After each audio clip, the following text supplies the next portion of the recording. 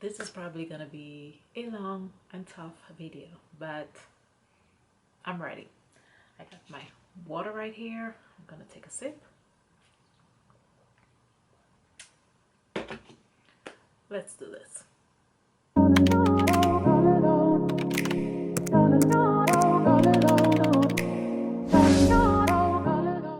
Hi guys, welcome and welcome back to my channel. I am Shama with the Unapologetic Happy Life, where we share tips and tricks to help you take on a holistic approach to designing and living the life that you love. So, as you can tell by the title of this video, we're talking about imposter syndrome. Yes, imposter syndrome. And I struggled with deciding whether I should make this video or not. But honestly, I really wanted to make this video because, again, this channel, we are about living and designing our best life, and we do that unapologetically, we do that authentically, and it wouldn't be authentic, I guess, if I didn't share honestly, the things I face on a day-to-day basis while I am trying to design and live my best life. And so I decided I'm just gonna be open and honest and raw. This is real talk. No pre-planned notes. I have no notes in front of me. I'm just gonna talk from the heart as freely as I can, and I hope you guys will stay a while and listen.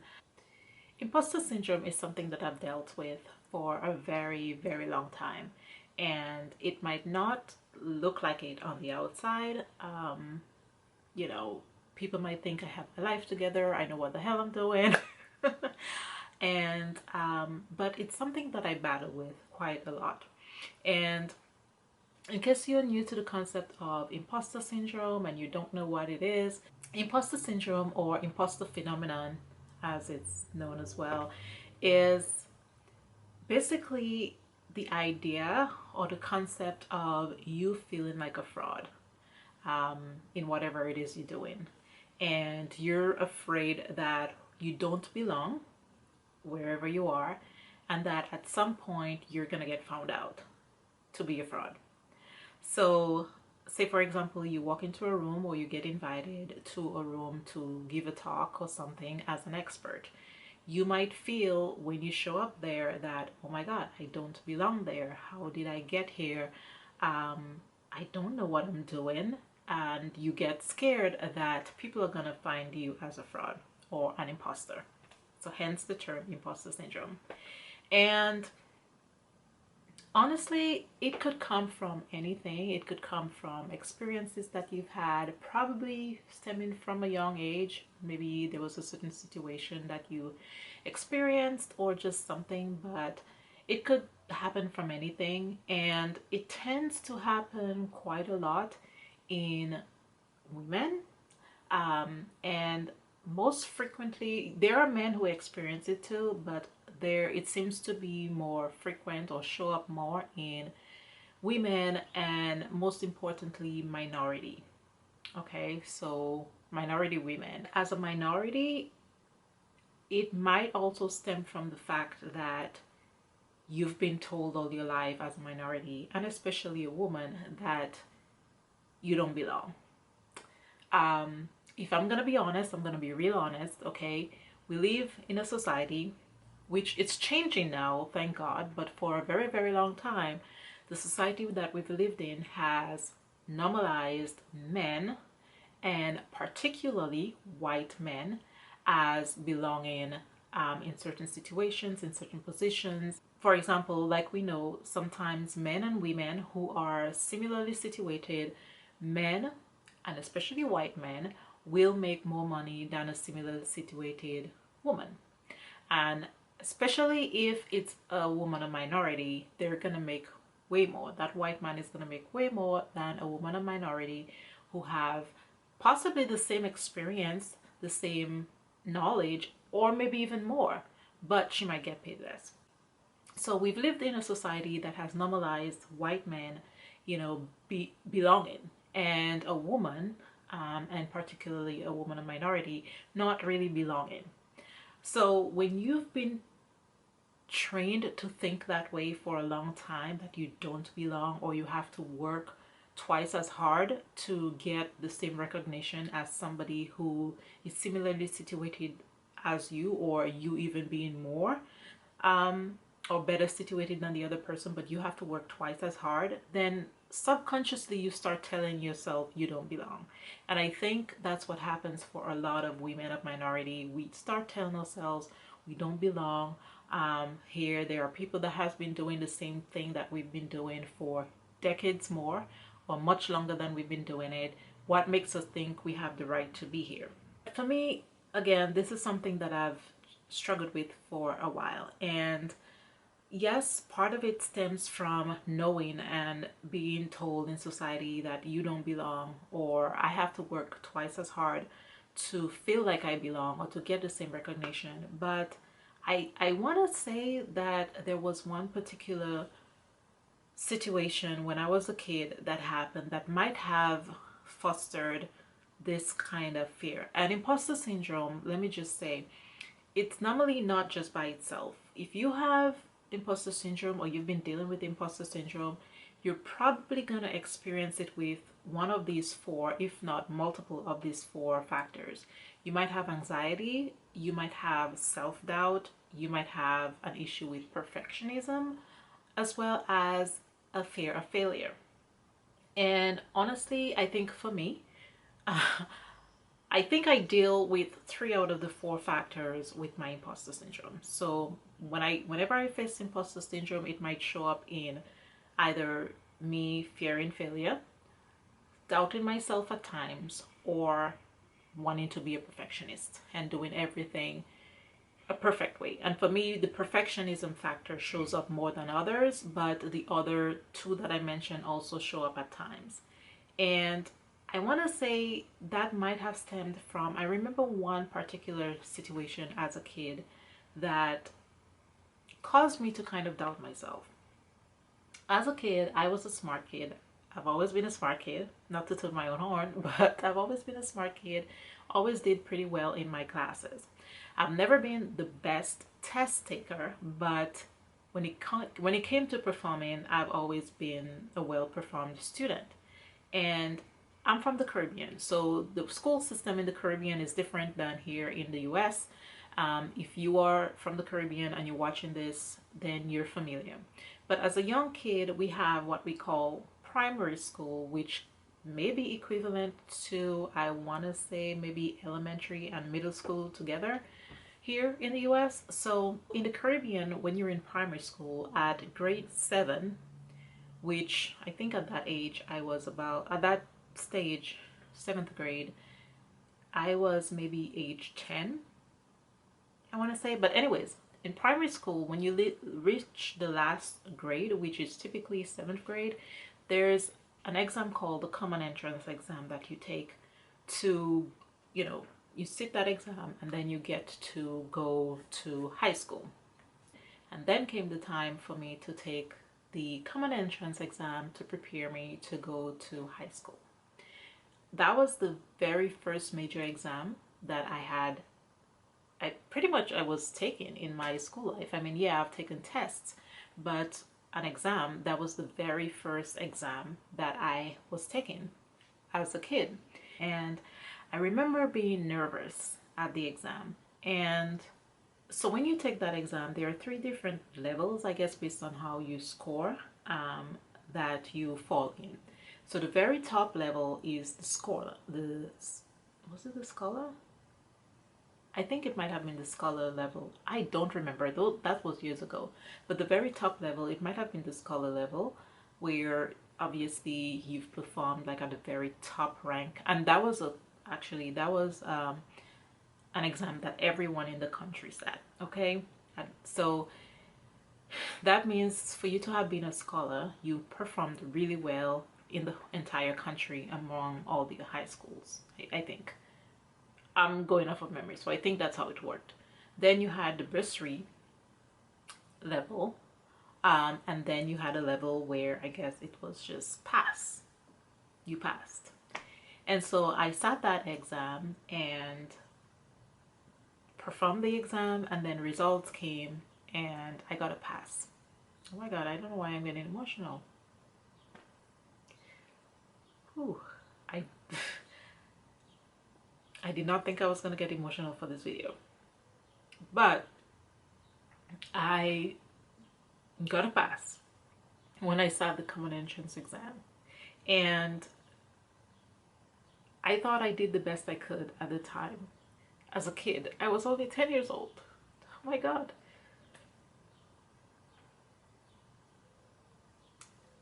I did not intend to cry for this video, but I guess rethinking about it.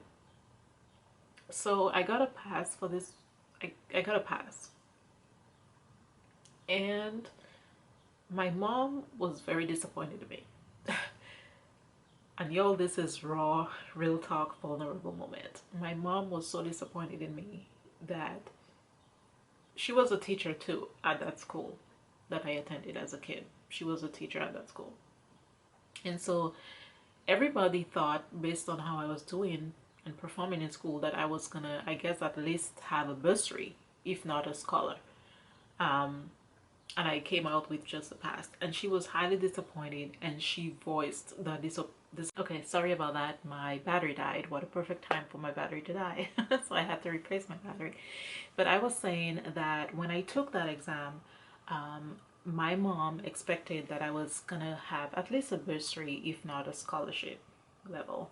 And I just got a pass. And when she voiced her disappointment in me, there were other teachers who also voiced their disappointment as well. And let me tell you, that's the worst thing you can do to a kid who already felt, I guess, disappointed in themselves. Like I said, I had never taken an exam before prior to that point, so I had no way of knowing like how I was going to perform in exams. I had taken class exams, but not on the level of the common entrance exam, where you're against all these other students in the entire country. Like, that's a lot of pressure on a 10-year-old. So with all that pressure and not knowing how I perform really in exams, I had to deal with all of that. And then I get my results, and of course I am happy that I passed, but at the same time my mom is highly disappointed in me. So yeah, I guess all of that to say, that is one, I can associate that one event with feeling that what I did was not good enough. And that might have been where that seed was planted in my head, because obviously something has to start somewhere, and it all starts from a seed being planted. And I don't blame my mom. I'm not saying that to say I blame my mom, of course not. But at the time she was just speaking and voicing what she felt. But I guess if I had to say where it started, my imposter syndrome and feeling that I'm not good enough, or what I did was not good enough, might have started then, in that moment as a 10-year-old. And so I've gone through life having to deal with imposter syndrome and feeling like whatever I do is not good enough. And so I have to keep pushing and working harder. And even some of my accomplishments, like, people tell me when I accomplish certain things, like when I found out I passed the bar exam, I took both the New York and New Jersey state bars at the same time within a 3-day time period. But I took them at the same time within those 3 days, and then I found out that I had passed both of them. Like, I was happy, but I guess when I told my mom the way that I acted, and even other people, when they found out that I had passed both exams, they were like, "You're just so nonchalant about it." Like, and it's like, okay, it's just another accomplishment. And so when you're dealing with imposter syndrome, it feels like you feel like your accomplishments were not of your own doing. You feel like they came about as a result of luck or by happenstance. They never take responsibility and say, I got here because I did that work. And it may be true, you got there because you did the work, but we don't look at it like that. And People might think that successful people don't deal with imposter syndrome. Actually, the opposite is true. The more, and research has shown that too, the more successful you are, the more you deal with imposter syndrome. The more you feel like a fraud, the more you feel like you don't belong. Like it's just been tough. I need water.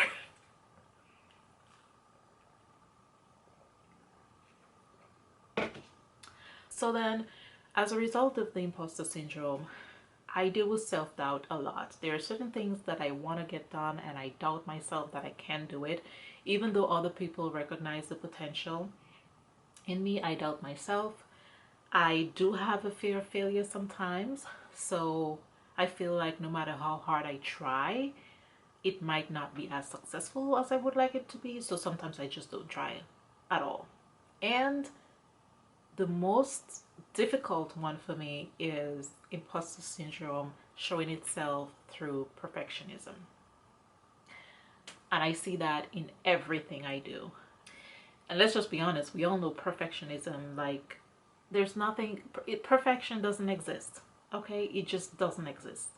And you, as a result, trying to do everything perfect, what does that mean? It means that it never gets done when it's supposed to get done, because perfectionism is just not a thing. I mean, perfection is not a thing. Jesus, perfection is not a thing.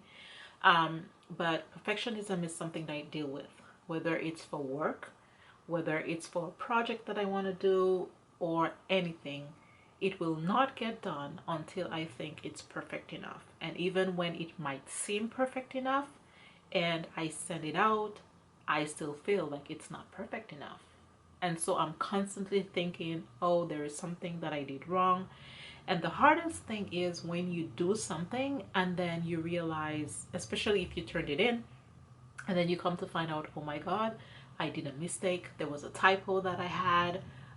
There was an argument that I wanted to make that I forgot to make, or you submit your stuff and then in doing additional research, you found out there was another point that could have helped. You now feel guilty. You've made a typo. You've missed an argument. You didn't get all the arguments. And all of that just creates additional stress and self-doubt and worry. And I deal with that on a constant basis, let me tell you. I have slowly been trying to figure out how to deal with it. But it's something I still struggle with. And as a result of trying to deal with perfectionism, that now results in procrastination. I mean, there are a lot of factors that could contribute to that as well. And then you add on the extra layer of comparing yourself with other people who do what you do. Or you want to branch out into a new area that you've probably never been in, and you feel like, well, who are you to want to do that? There are other people who have walked the mile before you. They've walked the journey before you. They're doing it maybe better than you know how to. There are people who have been doing this for years. So who are you to want to now step into this domain? What makes you think you have the right? What makes you think you know enough? What makes you think you're qualified enough to step into that arena, to branch out into that new practice area, to be on that stage, to put out that product? Like, what makes you think you have that qualification? When you start comparing yourself to people who are doing the same thing as you, that it makes you doubt yourself even more. And so one thing I'm learning and I've begun doing to help me with imposter syndrome, perfectionism, procrastination is try not to compare myself to people, or try not to even look at the people who possibly do the same things that I'm doing or want to do. I mean, yes, I follow people, but at a point where it becomes burdensome and overwhelming, I shut myself out away from it. So that's one way that I do that. Another way that I deal with it is to try to tell myself affirmations. So whenever a negative thought comes up, and if the thought is, well, you're not qualified enough to talk on that, what makes you think you know enough, or you don't know enough? Instead of trying to fight that, because obviously the more I try to fight it is the more it's going to linger. So instead of trying to fight it, I will listen to that thought. And I may sometimes ask, well, is there truth to that? Or how does that thought benefit me right now? Is it productive having this thought? And most times it's not productive. Most times it does not benefit me. So what I do is I will often say, I love that part of me that feels like she doesn't belong here. I love that part of me that feels like she doesn't know enough. It's just trying to protect me. And you'll be surprised that when you learn to love that part of you, you learn to appreciate the negative part of you that's coming up in, and that works for anything. But when you learn to appreciate that, there's nothing else for your brain to try to fight, because you're not fighting it. You're loving it, you're accepting it, you're acknowledging it, and then you're moving on. So that's one thing that I've started doing.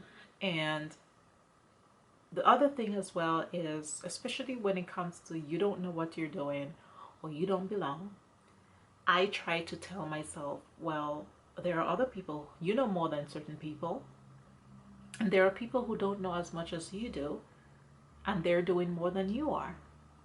There are people that don't belong and they think they do, so you do too.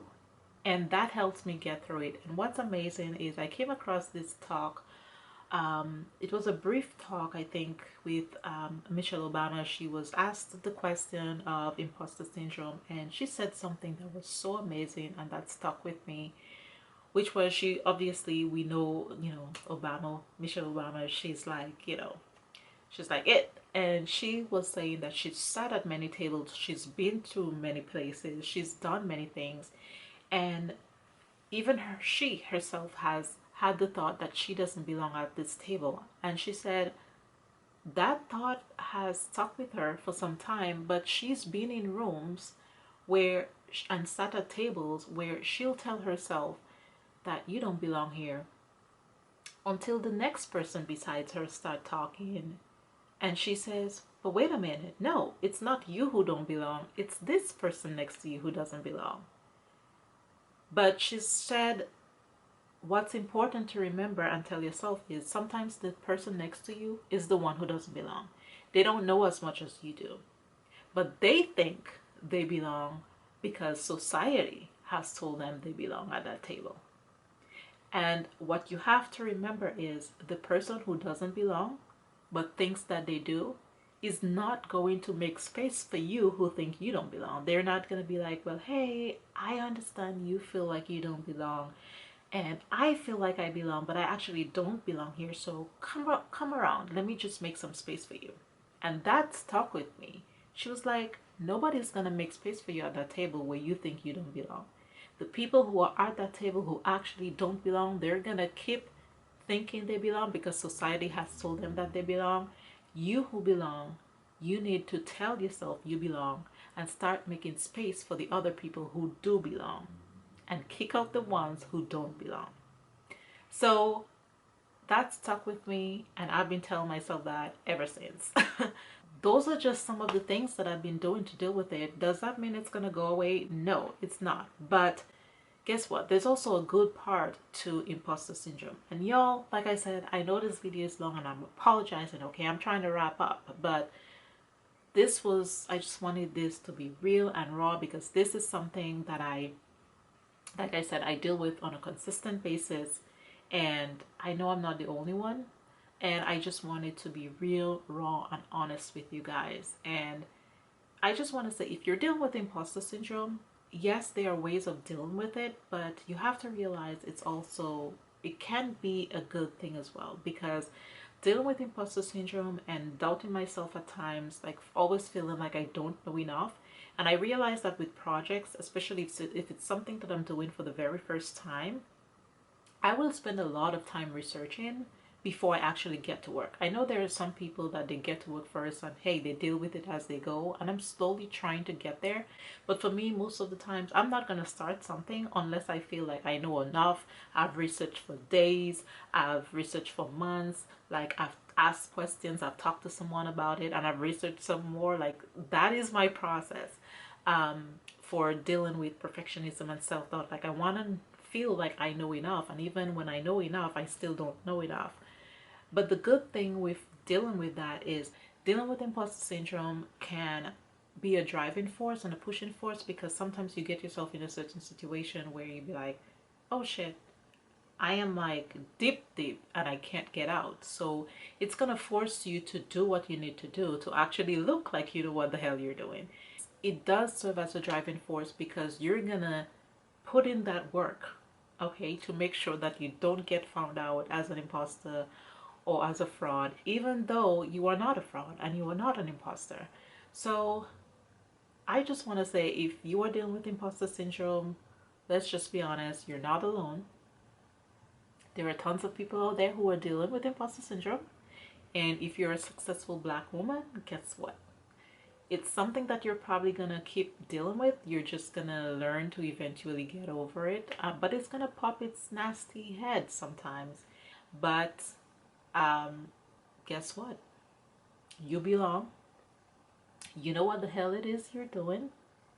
And there are people who don't know what they're doing and don't belong, who are doing way more than we're doing. So use that as your driving force.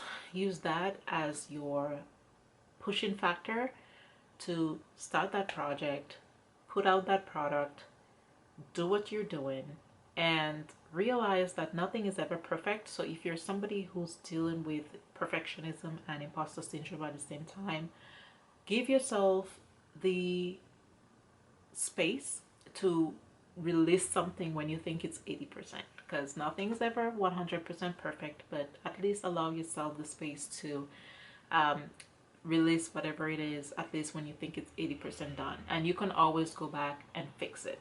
So that's my real, raw, candid talk for you guys. I hope you guys enjoyed the video. Again, I apologize for it being so long, but I just wanted to make this video to be real and honest and let you guys know what I face on a day-to-day basis and how I go about dealing with it.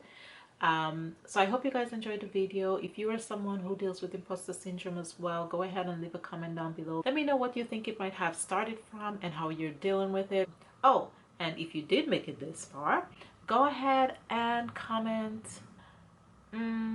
I belong here, because you do belong here. Thank you guys so much for watching. If you like this video, go ahead and give it a thumbs up.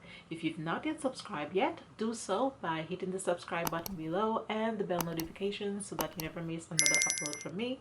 If you like videos like this where I'm real, honest, candid about what I'm facing on a day-to-day basis, and you would like to see other videos like this, go ahead and drop your comments and your suggestions down below. I look forward to reading them.